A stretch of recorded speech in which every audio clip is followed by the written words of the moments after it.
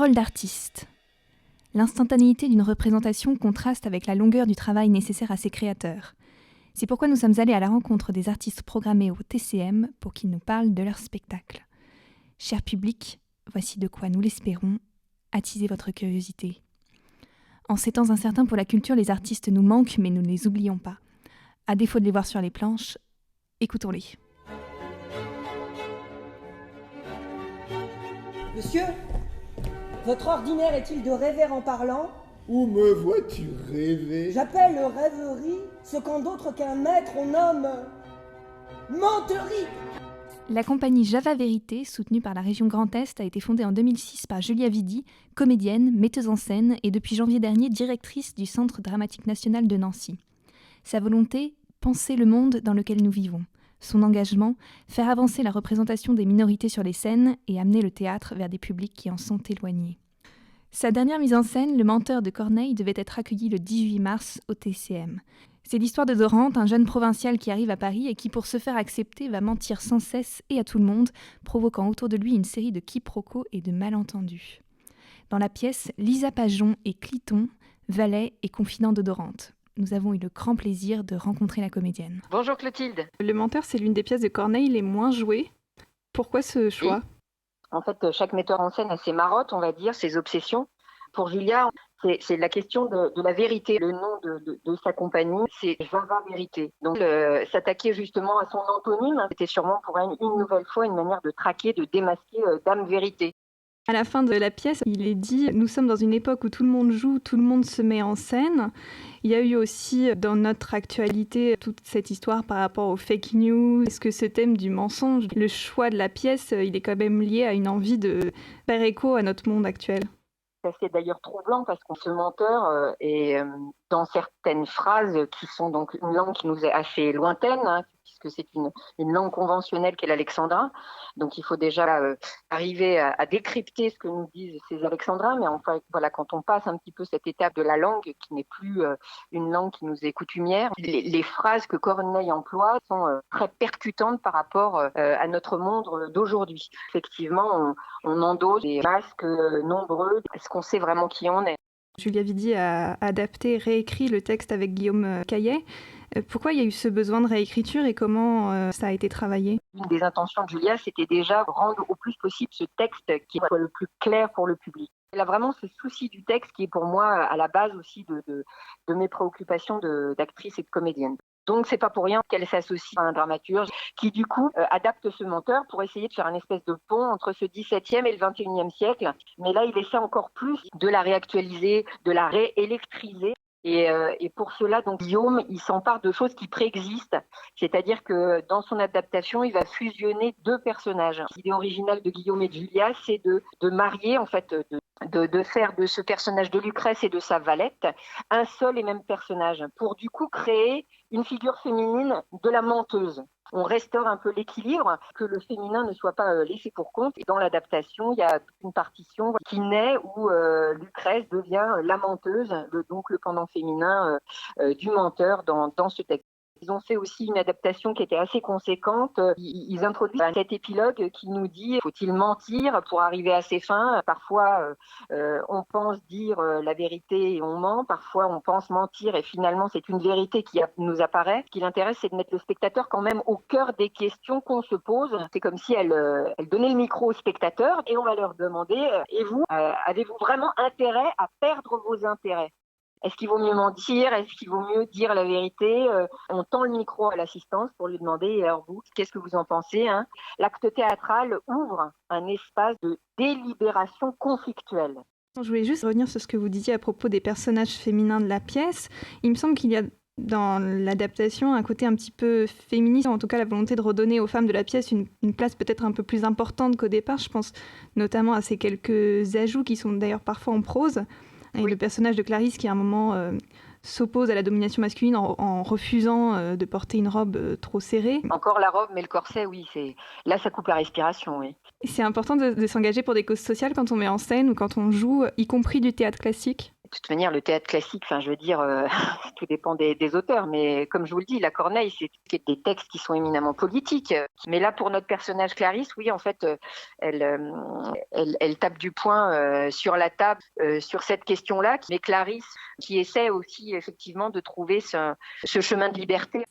On a beaucoup parlé du texte, maintenant je voudrais qu'on s'attarde un peu sur la question de ce qu'on voit sur scène. Oui. Ce qui frappe particulièrement, c'est les costumes très pop des comédiens, mais aussi et surtout peut-être tous ces miroirs. Est-ce que vous pouvez nous parler de la scénographie ? Donc c'est un plateau qui est plutôt nu.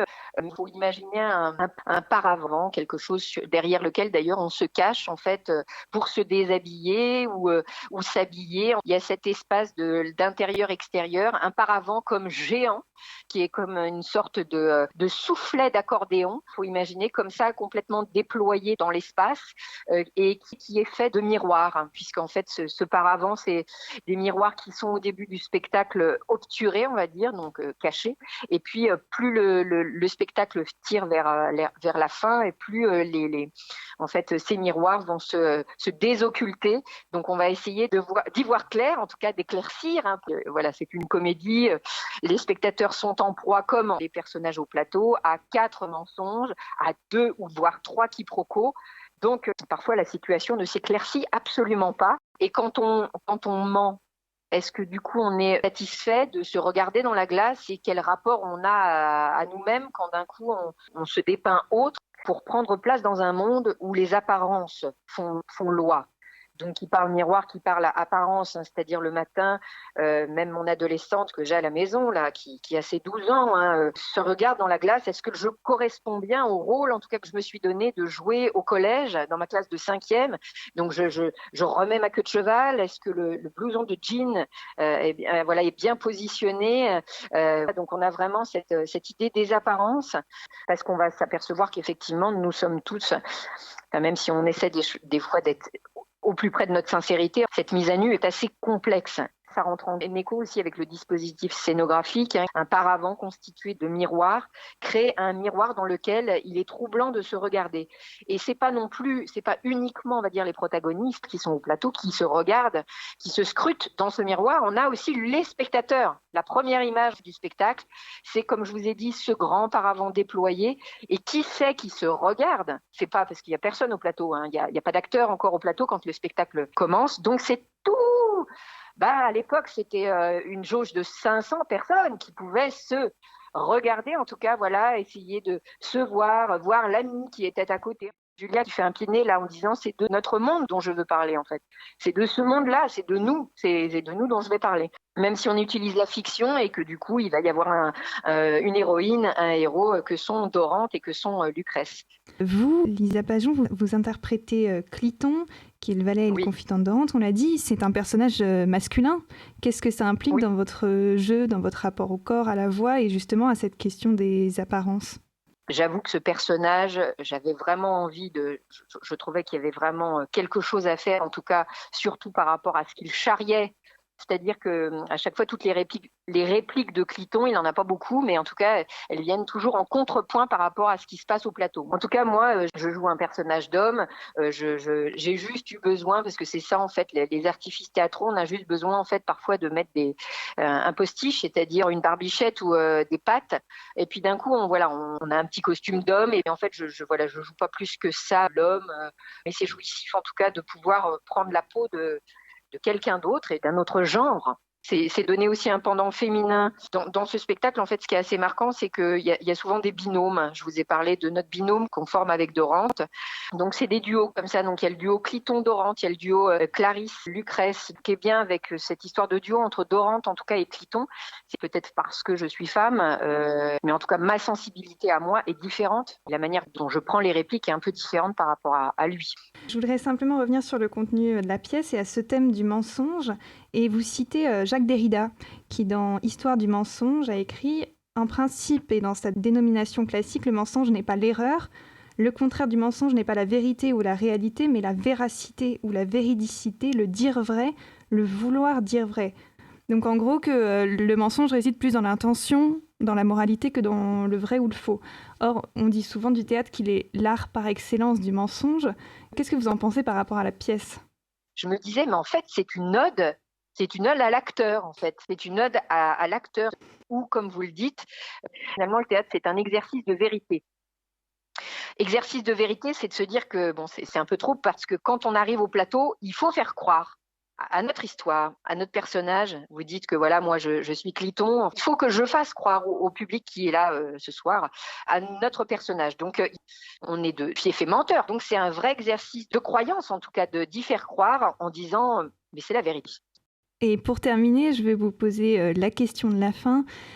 Comment est-ce que la fermeture des théâtres et des lieux culturels a influé sur votre pratique et sur votre regard sur le théâtre ? J'ai appris ce matin que nous ne jouerons pas à Charleville-Mézières. Finalement, on s'attriste et on se dit, mince, est-ce que je vais continuer à arriver à faire ce métier mais bon, il y a des manifestations. Les théâtres nationaux sont bien investis. Non, mais c'est bien, on va se tourner vers l'essentiel, on va prendre les armes, là, ça commence vraiment à... Mais en tout cas, oui, là, ça nous fragilise énormément. Après, on a une chance, on est en France. En France, pour l'instant, pour certains, me concernant, j'ai encore effectivement ces indemnisations des ACDI qui me permettent quand même de souffler un peu et de continuer à œuvrer uniquement pour le choix de vie que j'ai fait, c'est-à-dire de faire du théâtre. Mais ma manière de militer, en fait, c'est quand je suis sur un plateau de théâtre. En fait, voilà, c'est ça que ça a fragilisé pour moi. C'est ces endroits qui sont extrêmement précieux pour essayer à plusieurs, dans cette espèce d'assemblée que nous formons, plusieurs assemblées, l'assemblée des comédiens, puis en face l'assemblée des spectateurs, ils sont là et voilà, on peut refaire le monde tant d'une soirée. Moi, souvent, j'ai vu des spectacles et ça me redonne une manière de reprendre mon chemin dans la vie et de réenvisager les choses. Non, ce que je trouve le plus difficile, c'est cette histoire que voilà, on nous enlève cet endroit qui est pour moi l'endroit précieux du dialogue. C'est ça que ça met en péril, en tout cas, de notre démocratie peut-être. Merci beaucoup pour cet échange. Merci à vous.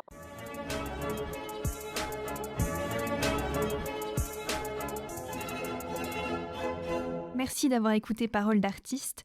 Merci au Collège Léo Lagrange de mettre à disposition du TCM son superbe studio radio, à la technique, au montage et à l'aide à la conception Fessal Abderrezek, à la composition du générique Gédéon Chevalier et à l'illustration Guillaume Dédier. Merci à tous et à bientôt au TCM.